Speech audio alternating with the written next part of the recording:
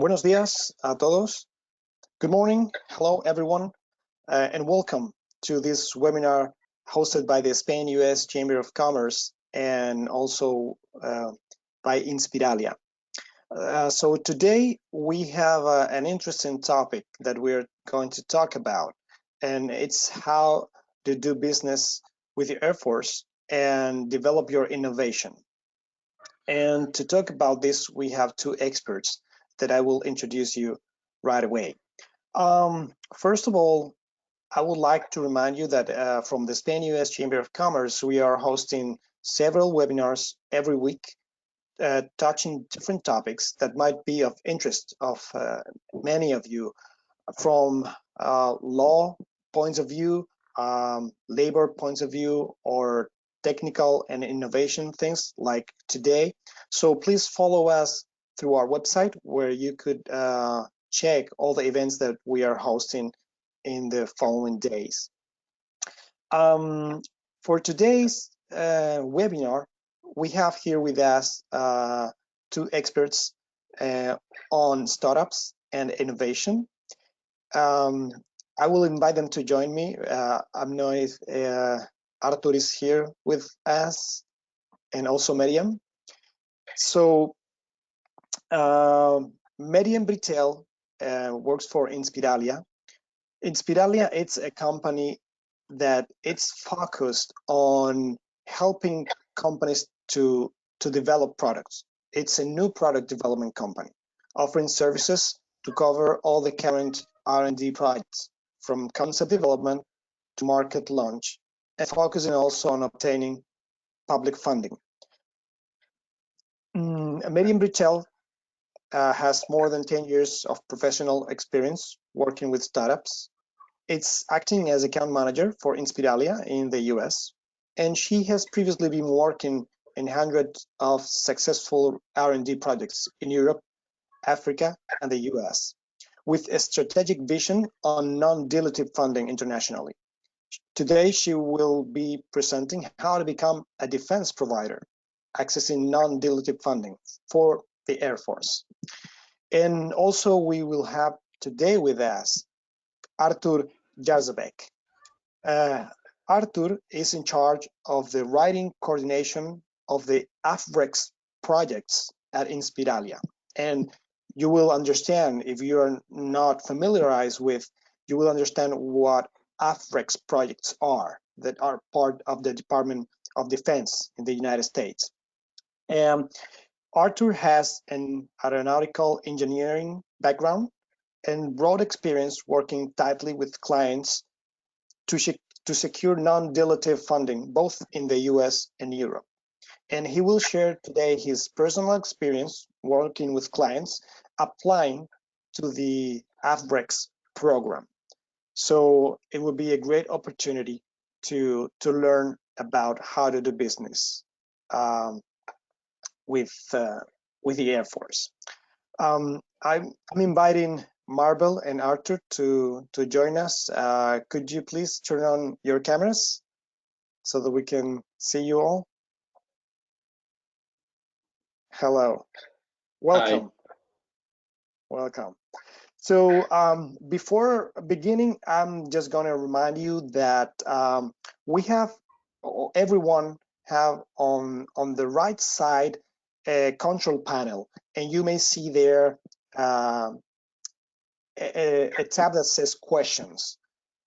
Anyone that would like to ask any question, please write the question over there, and we will spend the last part of the webinar answering all your questions. So first, Mériem and Artur will cover this information about the projects, and the second part, it will be a quick presentation, and the second part, it will be focused on questions. So please don't hesitate to ask any question that you might have. Write it there, and Artur and Mériem will be more than happy to answer all of them. If by any chance we don't have enough time today to cover all the questions, we will send a follow-up email with all the questions and answers that we're missing and we could not cover.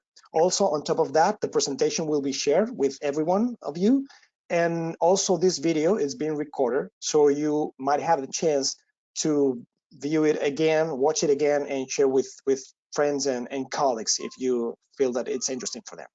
So with no further ado, thank you again, Mériem and Artur, for being with us today, and it's all yours. Thank you.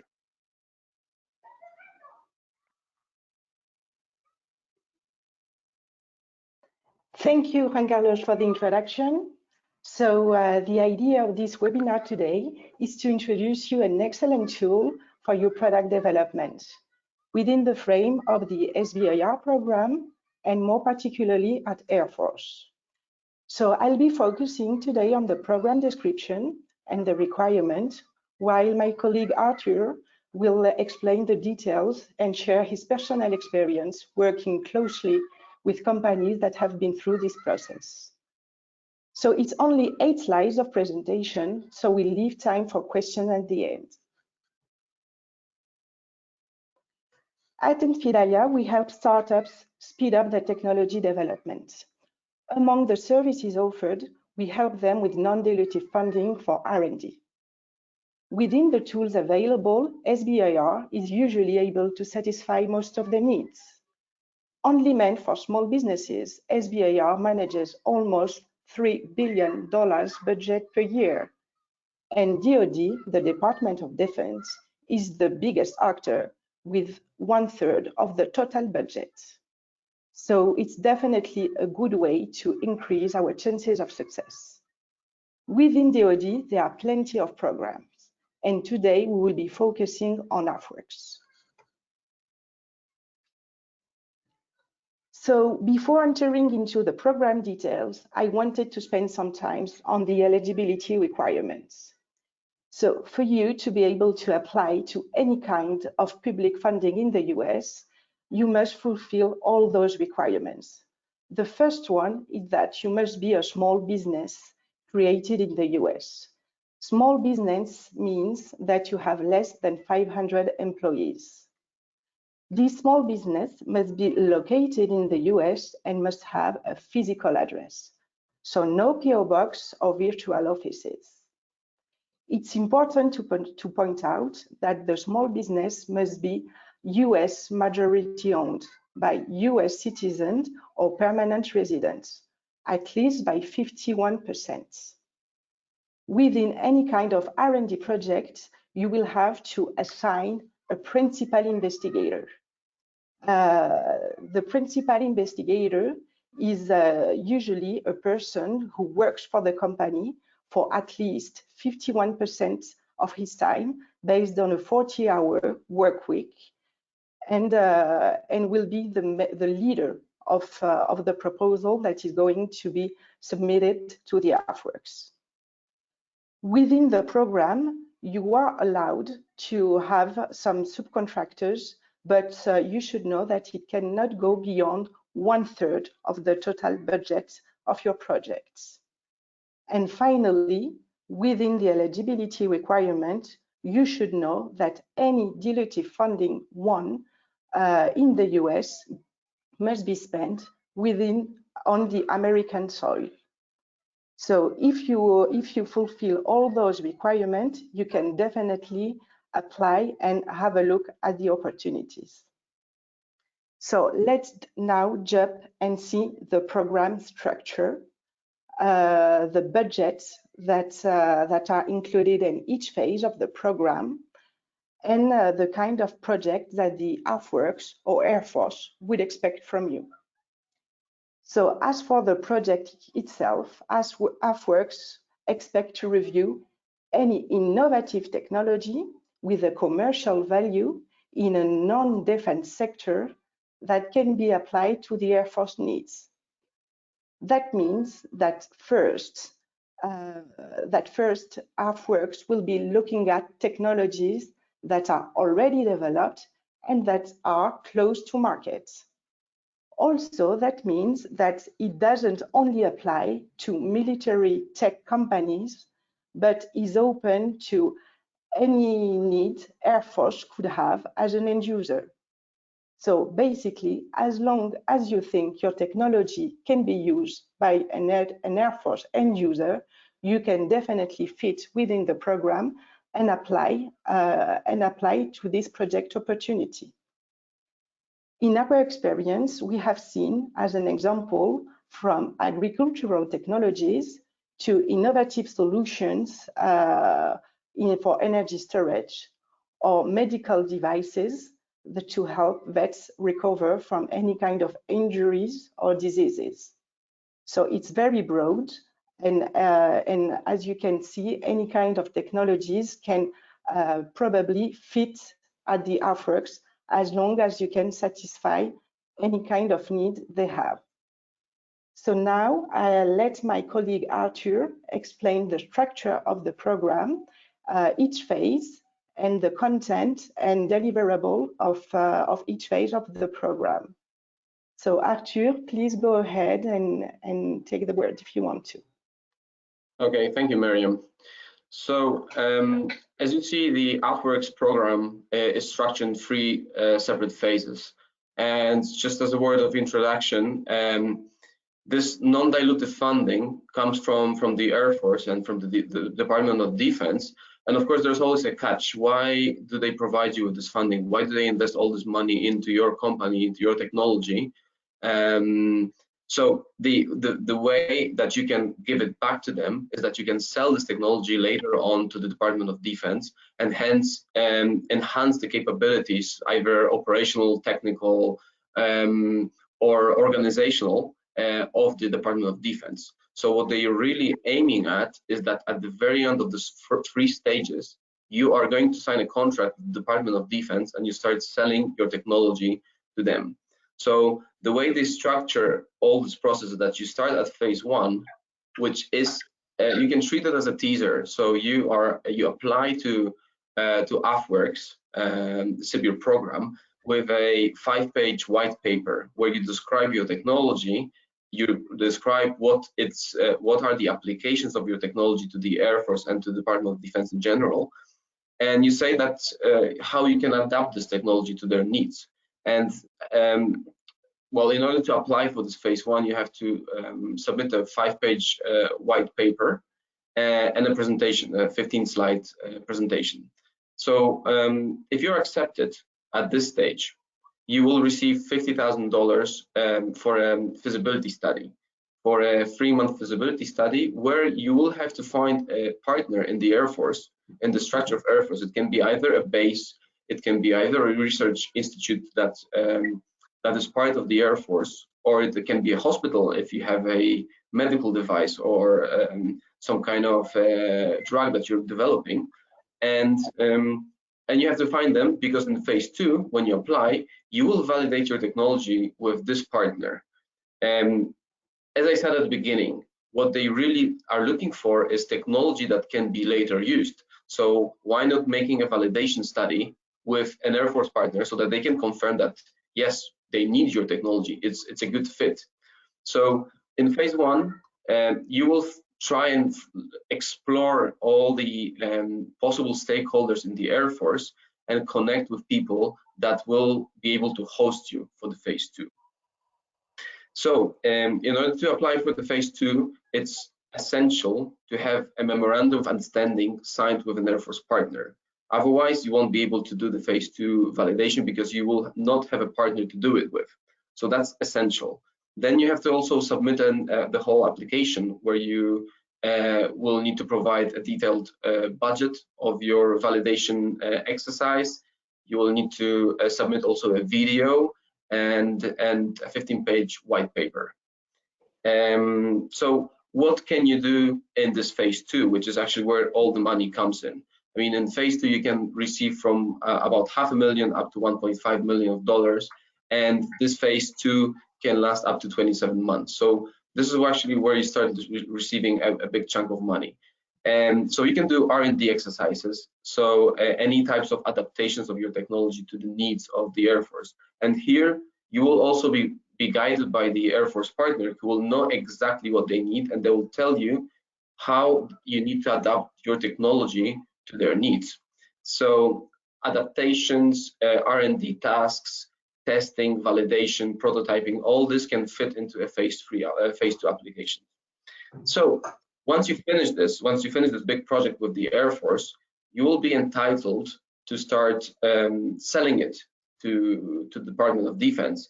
And this is actually where you can make the most money, because you're going to sign a contract with the Department of Defense, who can spend well, endless amount of dollars on your technology if they like it or not. And so this is really the holy grail of this AFWERX application, getting to the phase 3 and start selling it to the army. So this is in a nutshell the way the AFWERX program is structured, those 3 phases and why they are there and what you can get from each phase. So Mériem, you can take over and go to the next slide. Okay, thank you, Artur. Yeah, so basically here, what I wanted to add is to go into the details of the calendar and timeline. So here, as you can see, the very attractive thing about the AFWERX program is how it works, the evaluation process, and how quick and effective it can be for a startup to really work on its technology development and be able to reach the market very quickly. So the next cutoff date for both phase 1 and phase 2 is on July 2nd. So if you have a mature technology that can be of the interest of AFWERX, you can definitely prepare yourself and apply by July 2nd. Once you apply by July 2nd, you will receive the phase 1 results, the evaluation, between 2 to 3 weeks afterwards. So you would expect to receive the results by the end of July. 6 weeks after submission, if the evaluation is positive, you will already have your contract signed and the money transferred for you to start the execution of the phase 1. The phase 1 execution cannot go beyond 3 months. That means that potentially you will be starting your phase 1 at the end of July, beginning of August, and you will have 3 months to do it. Within the phase 1 execution, as Artur told you, they will be expecting some deliverables from you. So we will be at Inspiralia, we help out and we look after the client for him to prepare all those deliverables. But we will be be involved in helping you out with the feasibility study, with the production of the video of your technology, as well getting in touch with partners at DoD and AFWERX for you to perform the potential phase 2 execution, and finally the phase 2 writing as well. So if you have time to really do all those activities in 3 months, you will have the opportunity to possibly apply by October 22nd here to the phase 2. Already here, submit the phase 2 application. Again, the phase 2 review will be quick, between 3 to 4 weeks.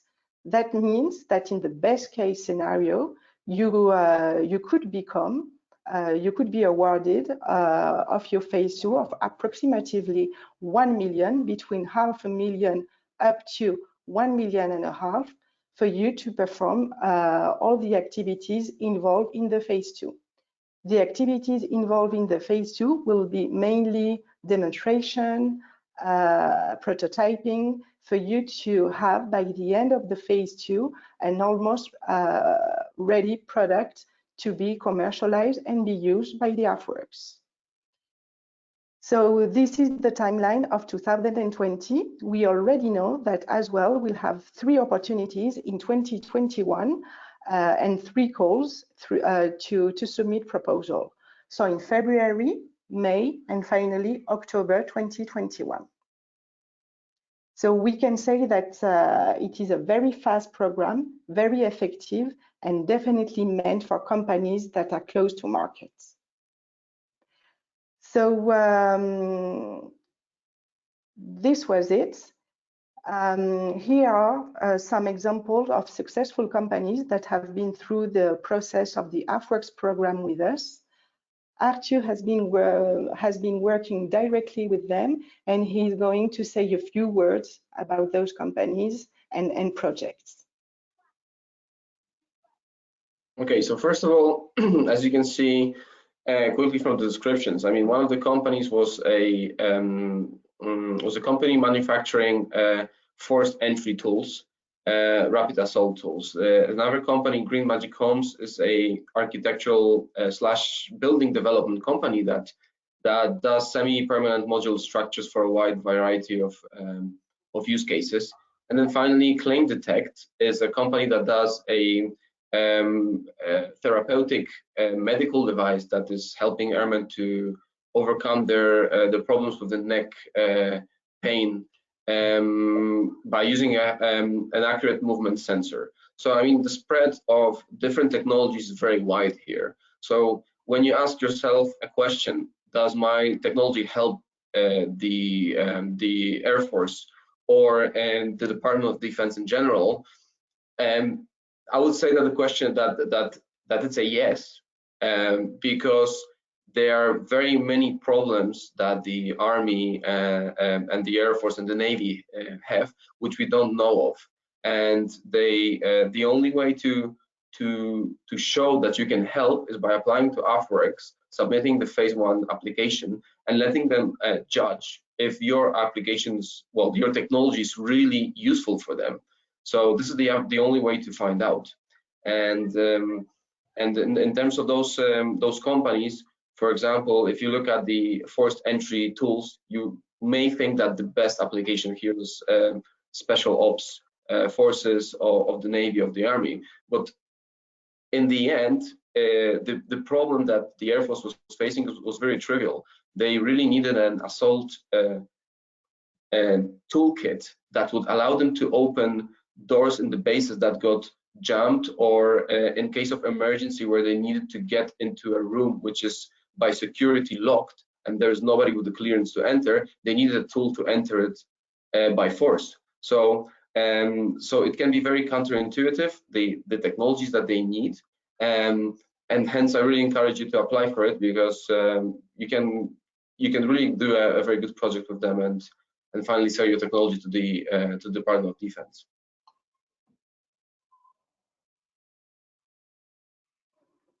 Okay, you can take over, Mériem. Yeah, thank you, Artur.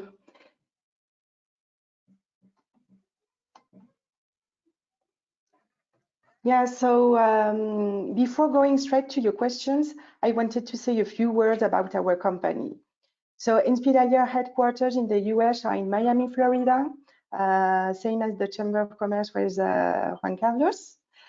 We also have offices in Boston and Houston, and a team of 30 people working. Our mother company is from Madrid, Spain, and it offers all kinds of services dealing with new product developments.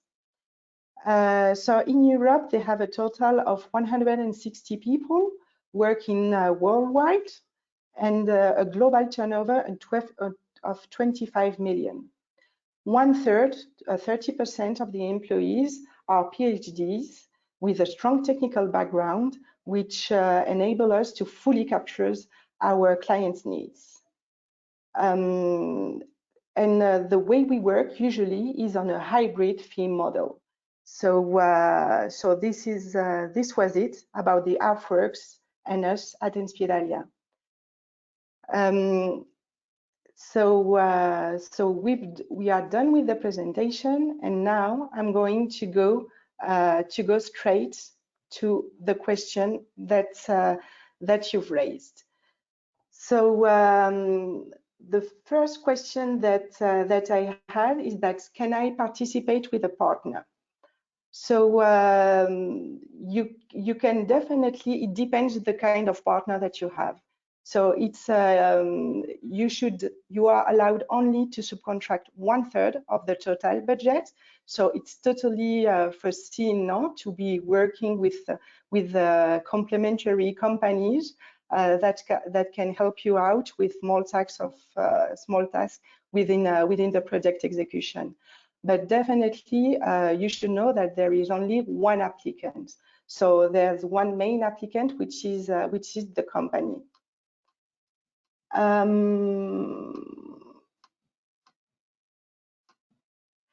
Then I have another question dealing with the schedule and timeline. So, so I will just go back to it, so we make sure that everyone has understood. So the June 3rd is when the application open, is when you are allowed to start submitting the application. And then July 2nd is when the window closed. So this is the last day where you can submit an application. After that, once you submit the application on July 2nd, you have to wait between 2 to 3 weeks to receive the outcome of the evaluation. If the evaluation is positive, we will probably have some due diligence questions, administrative questions to solve for you to quickly sign your contract and secure the budgets. So in total, from July 2nd until you really start your project, we'll have a maximum of 6 weeks. Then once you start the project, you have a maximum of 3 months to do the phase 1 project execution and submit the phase 2 proposal. So within the example of 2020, all those dates are real. I mean, you can really go and apply by July 2nd, a phase 1 proposal, and then you can really potentially do the phase 1 execution this year and be able as well to submit potentially your phase 2 proposal by the end of October to potentially start the phase 2 execution by the end of the year. What else? May I have a copy of your presentation? Sure, everyone will receive the presentation straight after the webinar ends. I'm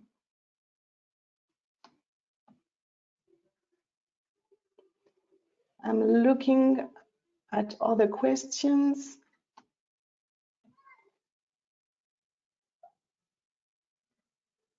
How can I find a partner in the Air Force? Do you help to identify possible partners? Absolutely, absolutely. So when we start working with when we get to know a company, what we usually do is that we do a free validation of your project.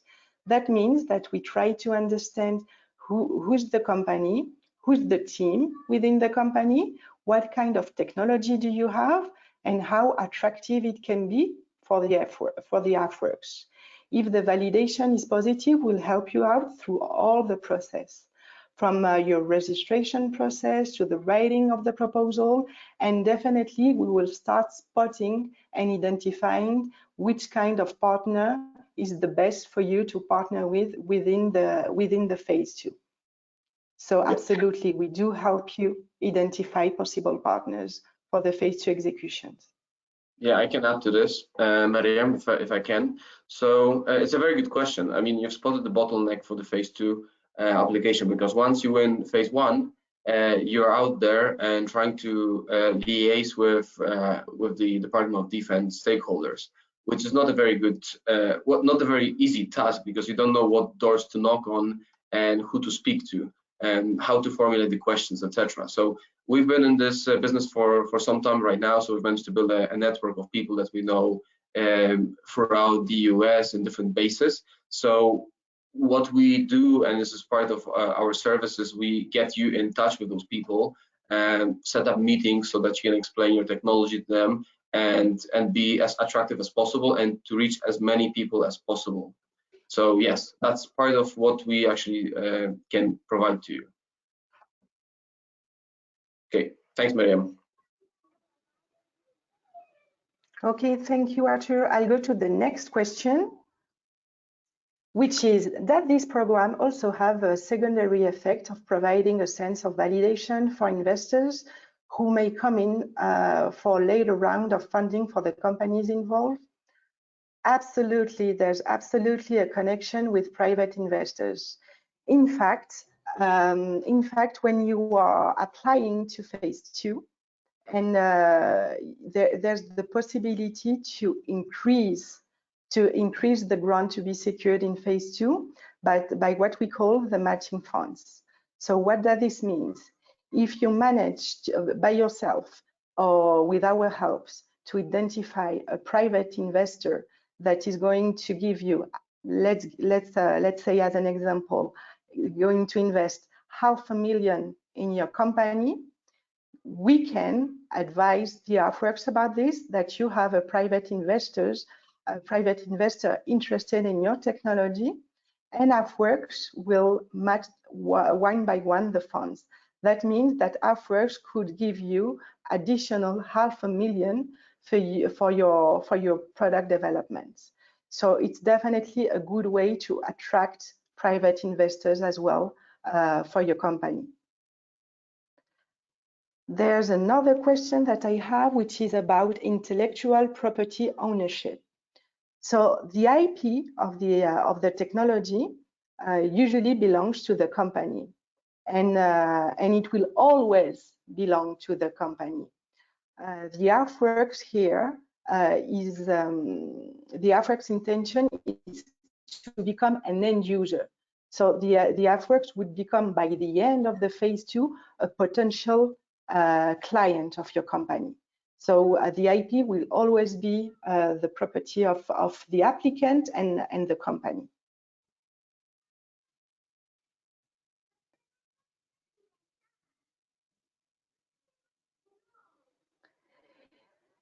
We have another very interesting question, which is about the PI. So I will read it. Is the principal investigator an internal role, or is that role delegated to an Inspiralia project manager? The PI must have a legal relationship with the company and must work for the company. So the PI must be an employee of the company. Usually, in our experience, we have seen that the PIs have a strong technical background. They may have been involved in the creation of the technology since its beginning, and they really must belong to the company applying to this program. At the same time, obviously, Inspiralia provides services and assistance, to any company that would like to apply to this kind of program. So obviously, if Inspiralia is to be working with you on the preparation, submission, we will definitely assign a project manager for you, but the project manager will obviously not be working for the company, but will be an Inspiralia employee. I hope I answered it very well. I don't know if you want to add anything on that, Artur, on the PI? No, I mean, technically the PI is going to do the R&D work, especially in phase 2. So it is also a requirement for phase 1, because this is the person that's going to carry out this the DoD partner discovery. And yes, it needs to be a part of the company, as Mériem said. So I don't have anything more to add. Okay, and we have Artur, the last question, which is for you. Could you please elaborate a bit more about the two companies that you mentioned and their products, especially Green Magic Homes and the other one? So I'll go to the slide directly, so the people can see it. So we have been talking a lot about rapid assault tools, and then maybe not so much about Green Magic Homes or Claim Detect. So could you please give them a bit more details on that? Sure, and actually it's a very good question as well, because starting with Green Magic Homes, this company, as I said, they produce modular structures that are they're like permanent ones. So I'll give you a need that the Air Force has right now. So when they're building bases in foreign land, for example Iraq or Saudi Arabia, they are building it from very simple materials, you can say. And those those buildings, you can say, which should be practically temporary, but then they stay there for years, are very poor in terms of thermal insulation. So what is causing a lot of costs for them is air conditioning, for example. If you have a badly insulated building, you're going to get a lot of heat and you have to remove it. So what the Air Force is looking is reducing their, well, not carbon footprint, but energy requirements. So here, Green Magic Homes comes with a solution that they can easily build a shelter or a building that can be used for a very, very short time, or it can stay longer. It's got very good thermal insulation properties and can be easily transported. It can be scaled, so it's got all the positive sides to such structures. And in fact, with the current COVID-19 crisis that we are experiencing, Air Force and a few other agencies in the US, they have released special calls for targeting technologies that could be used in the future for such occasions like pandemics or emergencies. And Green Magic Homes also applied through us because they have a paint which has antiviral properties. And that kind of paint can be used to make field hospitals. You've probably seen all those images from Central Park where the army was setting up tents. So instead of setting up tents, you could set up such semi-permanent module structures which have antiviral properties and hence answer this need. So yeah, so you can see that the applications are various. And such technology can be applied not only to the Department of Defense, but also to other agencies. And in terms of now skipping on to Claim Detect. So Claim Detect, they are targeting currently the airmen for rehabilitation purposes, so therapeutics, to people to either who are veterans or people who suffered from an injury and need to recover. And they also do it in the mode of telemedicine, which also is very useful and taking into account the current health crisis. So again, there is a need for that. We've spoken to many Air Force people, ex-pilots, who said that they suffer from neck problems and neck pain, and they would really love to have a device like that they can use at home. They could perform simple exercises at the very beginning and then move to more complex exercises as they progress through their therapy and overcome their problems. And they can use it either supervised by a doctor who would be seeing what their progress is, how they're performing, or they could do it themselves and the device would record their performance and suggest treatments to follow. So I don't know if this has answered your question. Let me know in the answer box. Thank you, Mériem. Yeah, I think so. And let me go to the next question. So the next question is, in addition to the Air Force partner and the video, what else goes into the phase 2 submission package? Do you want to take this, Artur? Yeah, sure. So I mean, there are many documents that you have to submit. Some of them are bureaucratic forms that needs to be signed by you, saying that you're eligible, etc., etc. So I will focus mostly on the technical ones because this is what varies from one application to another.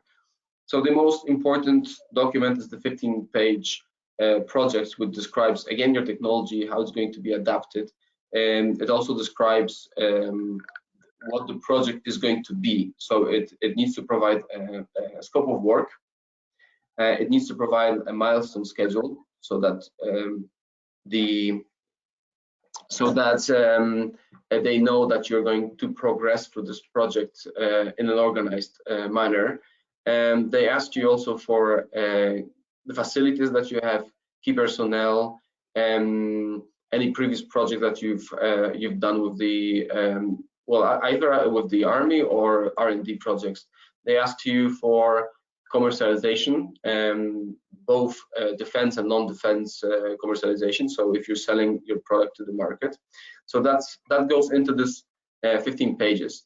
Then you have to also update the pitch deck presentation, which is the 15-slide presentation that you prepare as part of phase 1. And you also have to provide a detailed budget. And of course the MOU, so the memorandum of understanding that needs to be signed by the partner. So these are, let's say, the 4, I think I mentioned 4 key components of phase 2 application. You can also submit letters of intent, but they are not, let's say, necessary. So yes, these are the 4 main constituents of phase 2 application. Okay, thank you. I have another one, which is, can a foreign company apply to this program through a wholly owned subsidiary in the US? For us to give a final answer to that, we have to look into the ownership structure. The company applying to the AFWERX program must be owned at least by 51% by US citizens or permanent residents. So if the foreign company is owned, is created outside the US, but at the same time, this person is a permanent resident or a US citizen, then it can apply. We have to really look into the details of the ownership structure and make sure that at least 51% is owned by a US citizen, a US company, or permanent resident. These are the conditions. I have another question about the fees of Inspiralia. Yeah, so obviously Inspiralia, we provide support to any company that would like to apply here. If we are to work together on this program, we will charge a writing fee for the phase 1. Then, if the phase 1 is successful, we will invoice a portion of your phase 1 award to help you out with the feasibility study, the phase 2 writing, work plan and budget. We will help you out with supporting, with getting the MOU, you're identifying your defense partner. And finally, we will help you out with the production and the shooting of a corporate video of your technology. So we have a hybrid fee model. Then if the phase 2 is successful, we'll take again a commission, a small portion of your phase 2 project as a success fee. And also we will help you out with all the project management and reporting during the phase 2 project execution. So I hope I answered the question here.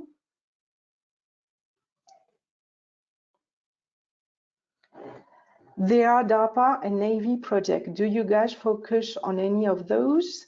The answer is yes. We also work on DARPA and Navy projects, but today we wanted to focus on AFWERX. But yes, we also work on those kind of projects.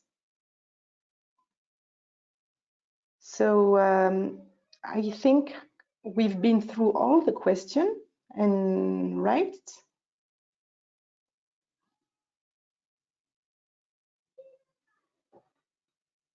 Yes, thank you, Mériem, and thank you, Artur.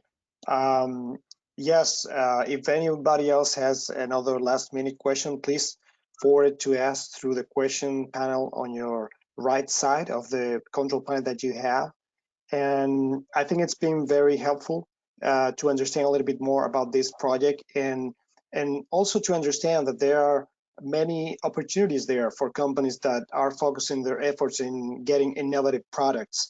Not only the Air Force, you also mentioned right a moment ago, DARPA and Navy, and we will continue with more webinars with Inspiralia to talk about other opportunities apart from the Air Force.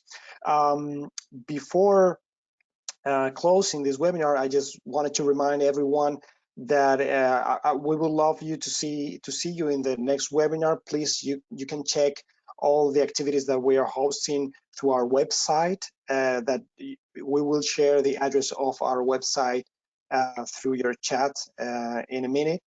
And stay tuned for more information that we are providing. And main of all, please stay safe. Artur, Mériem, I don't know if you would like to add anything else before we close the webinar? Mainly thanking you for the organization, for reaching all those interesting people today. We'd be happy to follow up individually after the webinar finishes, and look forward to having more of those very soon. So thank you. Thank you. Artur? Thank you, Juan Carlos. Thank you. I have nothing to add. I mean, you have our contact details on the last slide, so feel free to ask us anything. And once again, thank you, Juan Carlos, for organizing everything. No, it's been a pleasure, and we will send a follow-up email in 3 hours approximately, and you will find in that follow-up email the direct contact information of Mériem and Artur. So in case you have any special question, you can direct them those questions, and we will also share in that follow-up email the presentation and the recording of this webinar, so you can watch it again or share with people that you find that might see this interesting for them. So again, thank you everyone for attending this webinar, and stay safe. Goodbye. Thank you. Goodbye. Thank you. Bye.